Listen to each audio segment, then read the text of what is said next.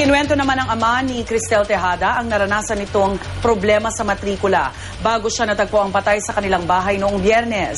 Ilang beses din daw nakiusap ang magulang ni Cristel sa mga opisyal ng universidad. Narito ang report ni Athena Imperial.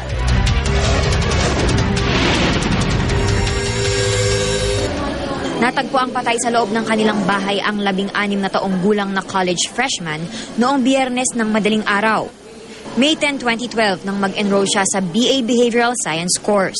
Bago siya pumanaw, namroblema raw si Cristel dahil kinapos ito sa pambayad sa matrikula.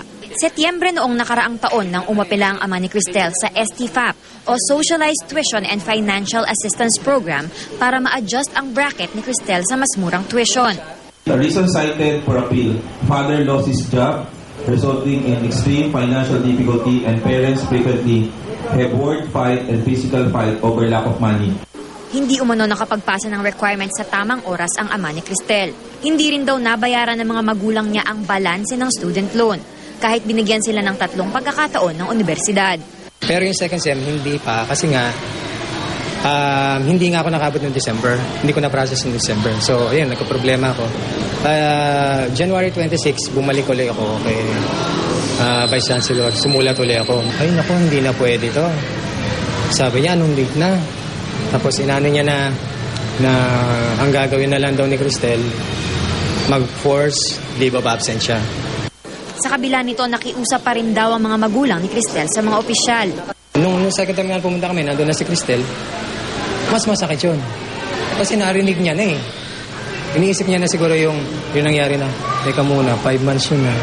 Ang dami kong exam nun na, ang dami kong projects na, ang dami kong ganito, may gymnastics. Wala lang. Ayon sa UP Manila, nagpa-meeting daw sila at di nagkulang sa pagpapaalala sa mga miyembro ng Student Council ukol sa deadline ng pagbabayad ng matrikula.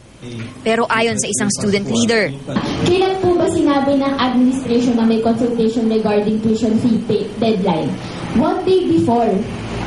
And I believe you will agree with me that it is not sufficient time para i-consult lahat ng constituents mo. Noong nakaraang Miyerkules, March 13, nag-file ng leave of absence si Cristel. Naaprubahan ito ng sumunod na araw. Kinabukasan, natagpuan siyang patay sa sala. Para sa unang balita, Athena Imperial reporting.